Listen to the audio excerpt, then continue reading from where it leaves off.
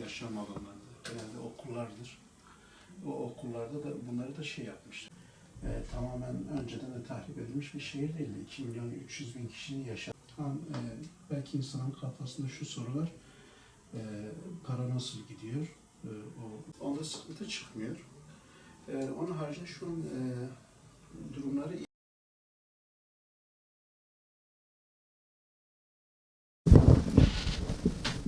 Hüdapar Kadın Kolları olarak Filistinli ve Gazze'li kardeşlerimiz için kendi aramızda toplamış olduğumuz küçük bir yardım karınca kararınca dedik ki onlara ulaştırmaları için Umut Vakfı'na getirdik.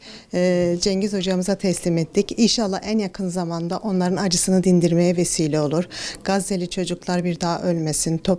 Buradan tüm dünyaya sesleniyorum. Diyorum ki bu Gazze'li çocukların feryadını, acılarını dindirmek hepimizin elinde.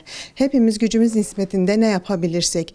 Ben yardım toplayabilirim. Sen başka bir şeyle bu acıyı dindirebilirsin. Lütfen Filistinli ve Gazze'li kardeşlerimizin sesini duyuralım. Umut Kervanı olarak ilk günden itibaren Gazze'deki kardeşlerimize yardımlarımızı ulaştırıyoruz. Özellikle Türkiye genelinde ve dünyanın hemen hemen her tarafında Gazze'ye yönelik yardımlar yapılıyor.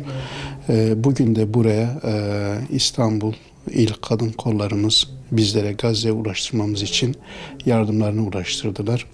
Bizler de inşallah onların yardımlarını en kısa sürede oraya ulaştıracağız. Oradaki kardeşlerimizin bir nebze de olsun yaralarının sarılması için diğer yardımlarla beraber hızlı bir şekilde ulaştıracağız. Kardeşlerimizin yardıma ihtiyacı var. Biz bunu inşallah oradaki bu sıkıntılar çözülene kadar, bu vahşet duruncaya kadar devam ettireceğiz.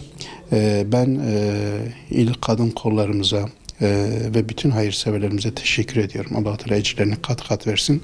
Bu yardımların tabii ki devam etmesi gerekiyor. Süreklilik ve istikrarlı bir şekilde yapılması gerekiyor. Çünkü yıkımın boyutu çok fazla. Oradaki kardeşlerimizin mağduriyeti çok fazla.